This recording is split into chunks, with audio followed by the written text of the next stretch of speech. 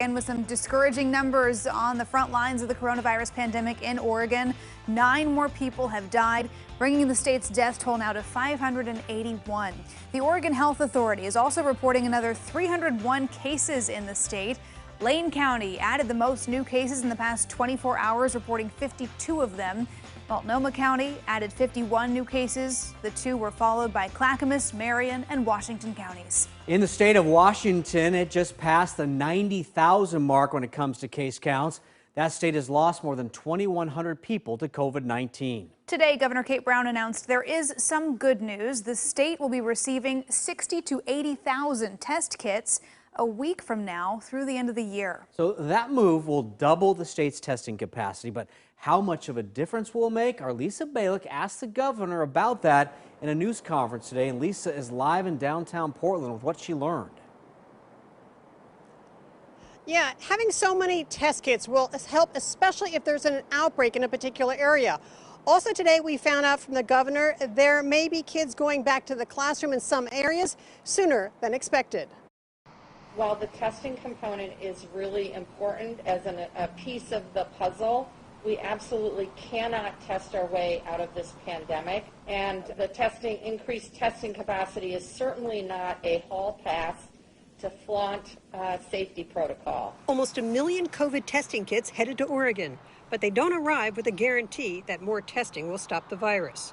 More testing will hopefully reduce the spread of the virus by identifying positive cases earlier and reaching close contacts to quarantine quicker. The rapid tests have results in 15 minutes.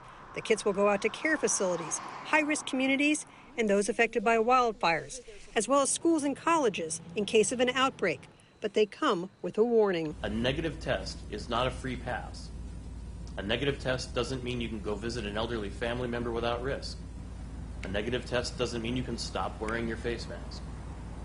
We don't want anyone to stop taking precautions against getting or spreading COVID-19 as a result of a negative test. I had heard the state was considering changing the COVID metrics for reopening schools to allow students back perhaps sooner than expected. The governor today confirmed that when I asked her. Lisa, we're still exploring this issue, but I think it's fair to say that the statewide metric, frankly, is quite challenging for communities around the state. And my top priority is to make sure that we get our kids back into school safely. The head of the Oregon Health Authority confirmed they are looking at changing the statewide criteria of 5% or lower positive rate for 3 weeks in a row. The Oregon Department of Education told me today Oregon's metrics were written in August and will be reviewed again in October after review of data from Oregon schools, other states, research, and guidance from the federal level. Now, don't expect this to happen very, very quickly. Again, we will expect to hear later this month from the state whether they'll be changing some of the guidelines.